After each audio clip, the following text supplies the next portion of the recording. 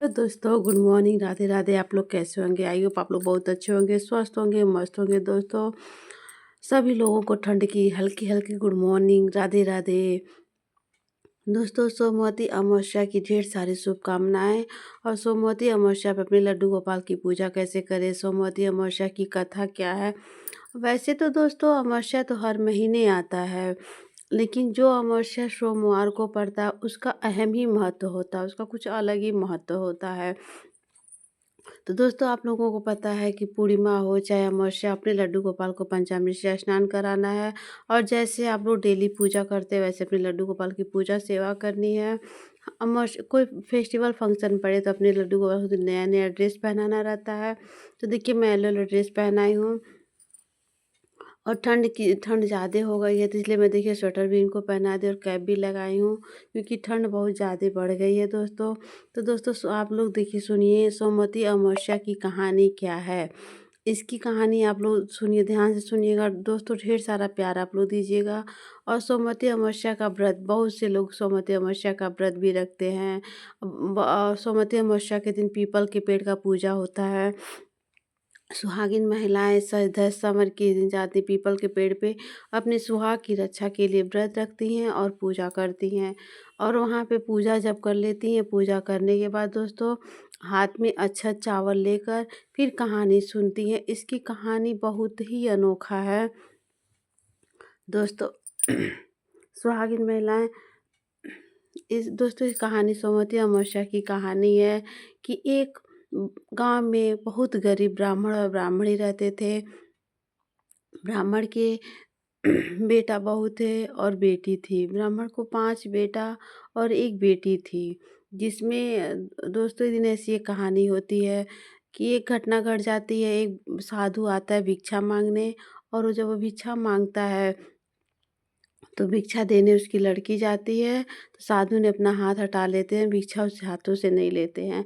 और जब फिर दोबारा बहू जाती है तो वो भिक्षा ले लेते हैं। तो उसकी लड़की को बहुत कष्ट होता है, तो जाके अपनी माँ से बताती है कि माँ ऐसी-ऐसी बात है और साधु ने ऐसा किया है। तो उसकी माँ दौड़े-दौड़े साधु के पास जाती है और साधु से पूछती है कि बाबा आपने ऐसा क्यों किया? मेरी बेटी भी मेरी है, मेरी बहू भी मेरी है। फिर आपने 2 आँख कैसे कर दिया? आपने 2 लोगों के साथ 2 व्यवहार किए हैं, आखिर कारण क्या है? मेरी बेटी भी भिक्षा लेके आती तो आप नहीं लेते हैं, और बहू लेके आती तो आप ले लेते हैं। तो फिर साधु ब्राह्मणी को अपनी कहा बताते हैं कि तुम्हारी बेटी के भाग्य में सुहाग नहीं है, दुर्भाग्य है और इसीलिए ऐसा। तो बोली इसके इसके लिए क्या करना होगा?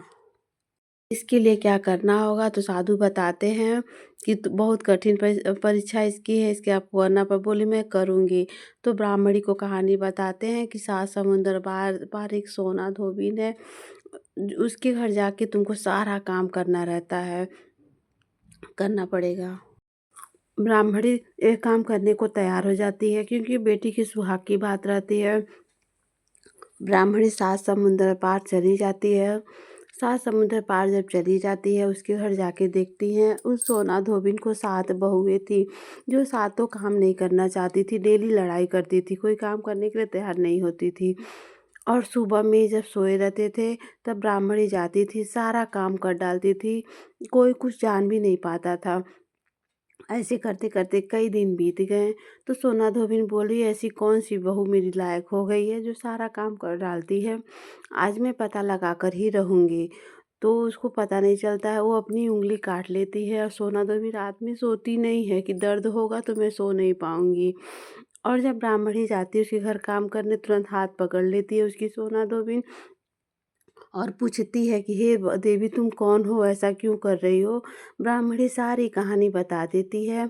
सोना धोबिन कहती है आज के बाद तुम आना नहीं और अपनी बेटी की शादी करो, मैं उसमें आऊँगी। फिर चली जाती है सोना धोबिन, अब वो ब्राह्मणी अपने घर चली जाती है, अपनी बेटी की शादी धूमधाम से तय करती है, शादी करने के लिए तैयार हो जाती है। सोना धोबिन उसके घर शादी में आती हैं। सोना धोबिन अपने हस्बैंड को एक कमरे में बंद कर देती हैं और अपनी बहुओं से बोलती हैं कितना भी दरवाज़ाएँ पीटेंगे तुम लोग दरवाज़ा खोलना नहीं। और फिर वो ब्राह्मणी के घर चली जाती है। सुहाग देने, अपना सुहाग देने सोना धोबिन चली जाती है। जब उसके घर पहुँच के सुहाग दे देती है और इधर जो धोबी उसके हस्बैंड रहते हैं दोस्तों, वो सुहाग अपना दूसरे को दे देना, तो फिर उसके हस्बैंड मूर्छित हो जाते हैं।